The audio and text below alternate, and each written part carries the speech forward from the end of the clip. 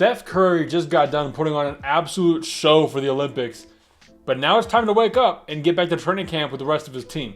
He's also turning 37 this year, which now that we have LeBron, doesn't seem that old, but that is very, very old for an NBA player. So today, we're going to be answering the question, is Steph Curry still good enough to carry the Warriors to the playoffs? I mean, as we can see here, Steph Curry played a lot of season in the NBA.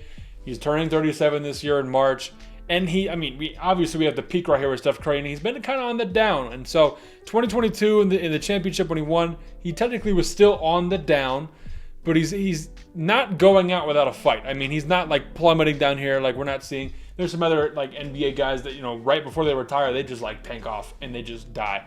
Steph Curry's not going to be one of those guys. He is still very, very impressive. I mean, let's look down here at this past year. He was an all-star.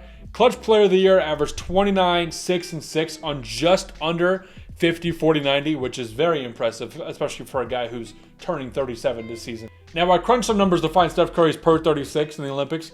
He averaged 23, 5, and 4 on 47, almost 48% shooting. Pretty good. But the last two games of the Olympics, he cranked the crap out of it. Shot 17 for 26, which is 65%. And obviously hit some of the most insane threes I've ever seen in my entire life. I mean, what a performance from Stephen Curry. So the question we're trying to answer here today is, can he bring that into the season?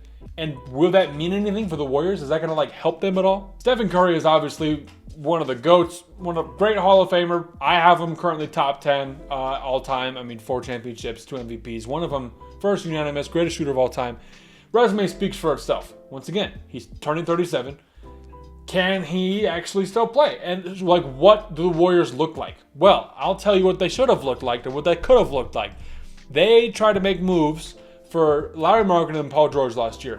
And we have this report pulled up from CBS saying that the Warriors made the most aggressive offer for the Jazz for Markkanen, centered on Moses Moody, multiple first-round picks, and pick swaps and second-rounders. The Athletic also reported, citing league sources, so it's legit, that Utah wanted Brandon Podziemski, but the Warriors were hesitant to include him. So here's the thing. In my humble opinion, is Lauri worth it? He's a 26-year-old who averaged 23, 8, and 2. Pretty good. On 48, 40, 90 shooting. That is very good. As a 7-footer, that's very, very good for a 7-footer. And you didn't want to give up Brandon Podziemski, who, don't get me wrong, he first came in the league and I was like, I don't like this guy. What is he good at? He's actually a very good defender, very good ball handler, very good facilitator. One of those solid guys. He kind of reminds me of a guy like Goran Dragic, right? Where he can just handle the ball, be a good solid point guard, kind of like a Mike Conley, right? Maybe develop a 3-ball. But to not let him up to get Lauri Markkanen so that you can contend with the maybe 2 max years left you have with Steph Curry, is that worth it? Is that worth it to keep Brandon Podziemski? I don't think so. Not to mention that you would have kept Jonathan Kuminga, and we'll get to him in a second, but Moses Moody, first-round picks, swaps, second-round picks, and pods? That's all you had to get? That's all you had to trade to get Markkanen? I mean, you need shooting. You just lost Klay Thompson, who, let me keep it a buck, maybe wasn't providing a ton off the bench or starting. But still, you have that hole to fill in a small forward for Markkanen. Small forward, power forward.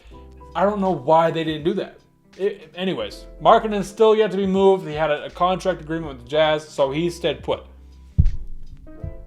But also, in my humble opinion, the Warriors screwed up another trade for Paul George. Per Ramona Shelburne, Golden State offered multiple trade packages centered on expiring contracts, young players, unprotected 27 first-round pick.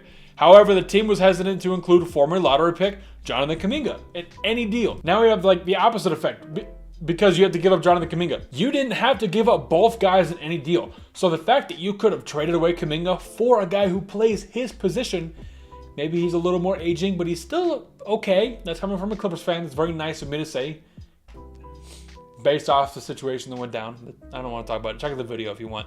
But then you get him, and then you get to keep Podziemski, who you're like, we want to keep this dude. And the PG trade was supposed to happen after Markkanen trade. They went for Markkanen first, then they went for PG.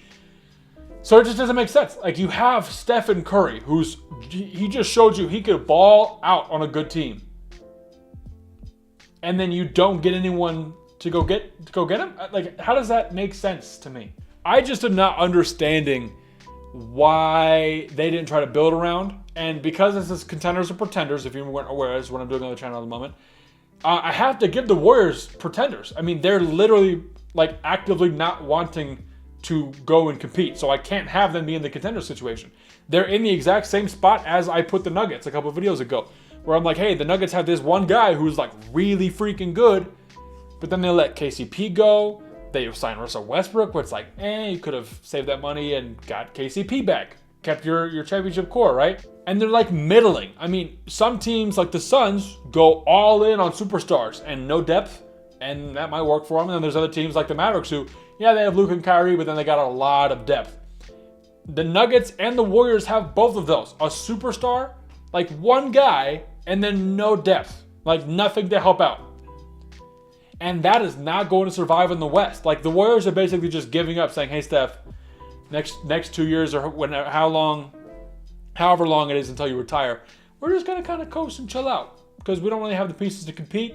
We got Kyle Anderson, we got Buddy Hield, but I don't know what that's going to do. I think they got Shake Milton too or something like that.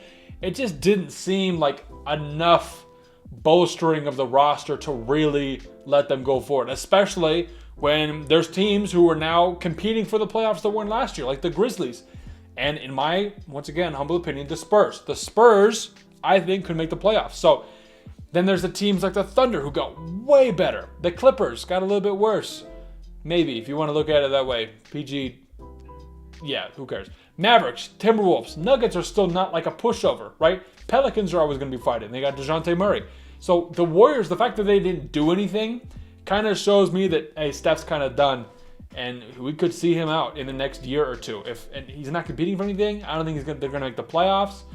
Very interesting situation. I can't believe they didn't land either of those guys, and they were the reasons why. It wasn't like they were knocking at the Utah and LA's door, and they're like, hey, we want to give you stuff, take it. And they were like, no. They were like, hey, we want to give you stuff. And they're like, okay, cool, we'll take that. And then Warriors were like, no, actually, just kidding.